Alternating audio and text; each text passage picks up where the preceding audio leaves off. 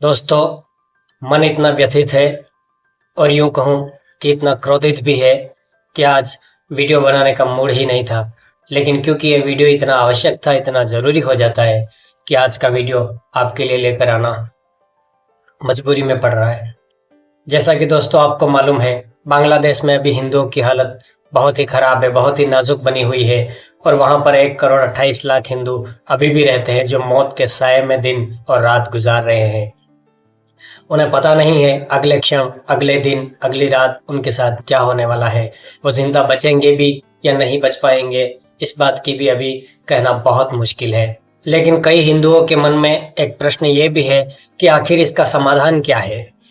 इसका समाधान करने से पहले आप ये जान लीजिए कि ये बीमारी क्या है, समस्या क्या है, कितनी बड़ी है और किस पैमाने पर है। उसके बाद ही इसका समाधान तक पहुंचा जा सकता है।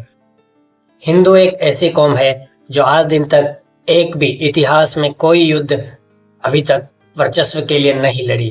केवल हिंदू जब कभी हथियार उठाता है या लड़ता है तो केवल रक्षात्मक लड़ता है, यानी इसका जो भाव है वो कभी सामने वाले पर अपना वर्चस्व स्थापित करने के लिए नहीं होता है। अपना अस्तित्व बचाने के लिए जब कभी लड़ा है तब लड़ता है। और अब तो मुझे लगता है कि अपने अस्तित्व के लिए भी हिंदू लड़ना तो छोड़िए, बोलना भी नहीं चाहता, क्योंकि 80 करोड़ हिंदुओं के देश में वो आवाज मुझे कहीं दिखाई नहीं देती जो बांग्लादेश के टीपू चंद्र दास की हत्या पर उठनी चाहिए थी। बांग्लादेश के हाई कमीशन कार्यालय के बाहर केवल 17 लोग धरना देने या विरोध प्रदर्शन करने के लिए पहुंचते हैं। ये बड़े शर्म की बात है और उस पर भी बांग्लादेश ने आंख दिखाते हुए कहा कि ये बर्दाश्त नहीं किया जाएगा। और वहां पर जो भारत का हाई कमीशन कार्यालय है, वहां पर हजारों की संख्या में भीड़ पहुंचती है, एक उन्मादी भीड़ जो हत्या करने पर आमादा है, उतारू है। हिंदुओं में शत्रु बोध ही नहीं है और बिना शत्रु बोध के न कोई युद्ध लड़ा जाता है, और अगर कभी हिंदू लड़ भी गया तो वो युद्ध जीता नहीं जाएगा। शत्रु बोध के बिना युद्ध जीतना असंभव है और ये हिंदू मुसलमान बिल्कुल भी नहीं है। इसे हिंदू मुसलमान करने की कोशिश भी मत करना, क्योंकि अगर जब आप इसे हिंदू मुसलमान की दृष्टि से देखेंगे तो आप सही नतीजे पर नहीं पहुंच पाएंगे। ये दो विचारधाराओं का युद्ध है।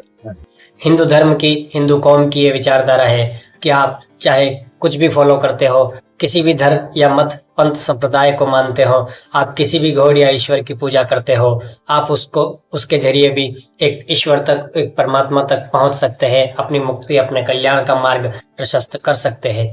और आपका जिस विचारधारा के साथ मतभेद है, विरोधाभास है, यानी कि इस्लाम का ये मानना है कि उसके अलावा, उसके गॉड, उसके पैगंबर या उसके अल्लाह या रसूल को मानने के अलावा इस धरती पर जो उसे स्वीकार नहीं करता है उसे जीने का कोई अधिकार नहीं है। ये पूरी धरती केवल मुसलमान के लिए बनाई गई है अल्लाह ने, और उसके अलावा यहाँ जो भी रहता है उसका कत्ल भी मजहब की, दीन की राह में एक अच्छा कार्य माना जाता है, यानी कि वो मजहब का या दीन को आगे बढ़ाने का ही कार्य कर रहा है। जब आप ऐसे दुश्मन के साथ, ऐसी विचारधारा के साथ युद्ध कर रहे हैं तो बिना शत्रु बोध के आप लड़ने का ख्वाब भी नहीं देख सकते। अभी एक कार्यक्रम में मोहन भागवत सरसंघ चालक, जो हिंदुओं का सबसे बड़ा रक्षक दल माना जाता है, एक संगठन माना जाता है, कि आज की तारीख में उसके जितना बलशाली, शक्तिशाली कोई संगठन हिंदुओं की रक्षा के लिए नहीं है। उसके मुखिया सरसंघ चालक मोहन भागवत जी एक कार्यक्रम में जब उनसे पूछा गया टीपू चंद्र दास की हत्या पर और बांग्लादेश के मौजूदा हालात पर, तो उन्होंने जो जवाब दिया वो जवाब मेरी समझ से तो बाहर है। एक मुखिया, एक हिंदुओं के संरक्षण का, हिंदुओं के संगठन का मुखिया अगर इस तरह का जवाब देता है तो आप बाकी से तो क्या ही उम्मीद कर सकते हैं। उन्होंने कहा कि हिंदू को अपनी रक्षा के लिए स्वयं खड़ा होना होगा और भारत सरकार उसके लिए कुछ कदम उठा रही होगी। कुछ कहा जा सकता है, कुछ नहीं भी कहा जा सकता है, यहाँ कहने योग्य नहीं है, लेकिन हिंदू को अपनी रक्षा के लिए, अपना अस्तित्व बचाने के लिए स्वयं उठना होगा, स्वयं ही खड़ा होना होगा।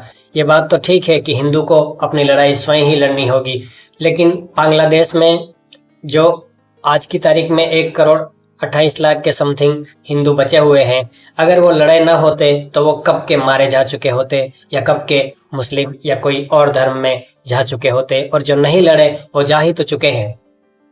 तो लड़े वही तो अब तक बचे हैं अपने धर्म को, अपने पूजा पाठ को किस तरह से वो घर में छुप कर, दुबक कर किए होंगे, कुछ भी किए होंगे, लेकिन अभी तक वो जिंदा बचे हैं तो केवल अपनी लड़ाई के बलबूते पर ही बचे हैं। भारत में जो मौजूदा सरकार है उस सरकार को भी हिंदुओं की सरकार मानी जाती है। 2014 में जब वो आई थी तो इस पर, और 14 से लेकर अब तक 2025 चल रहा है, लेकिन अब तक इस सरकार पर यही आरोप लगता आया है कि हिंदू राष्ट्र बनाना चाहती है, यह हिंदुओं की सरकार है। लेकिन स्पष्ट तौर पर तो मुझे कुछ दिखाई नहीं देता कि वो भी उन हिंदुओं को बचाने के लिए, या वहां के छोड़िए यहाँ के हिंदुओं के लिए भी उसने खास करके कुछ किया होगा, हिंदुओं को बचाने के लिए कुछ करती है, यह स्पष्ट तौर पर तो दिखाई नहीं देता। ऐसे में आखिर हिंदू भरोसे रहे तो किसके भरोसे रहे?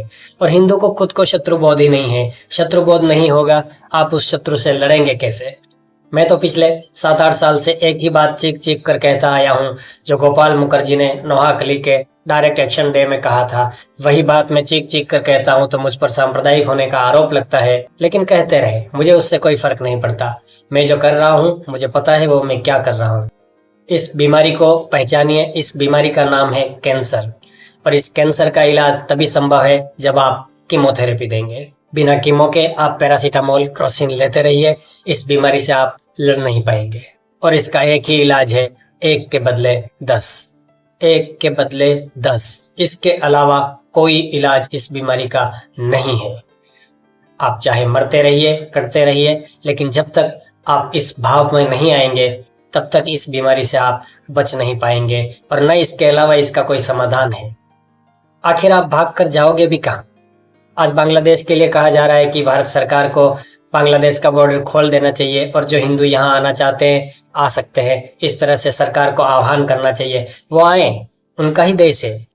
लेकिन भगवान न करे अगर कल को यही स्थिति भारत में पैदा हुई तो आप कहाँ जाएंगे? इस बात पर विचार जरूर करिएगा। बाकी आपको इस विषय पर क्या लगता है, कमेंट बॉक्स में अपनी राय जरूर लिखें। मिलते हैं किसी नए वीडियो में नए टॉपिक के साथ। तब तक के लिए जय हिंद, वंदे मातरम, जय जय श्री राम।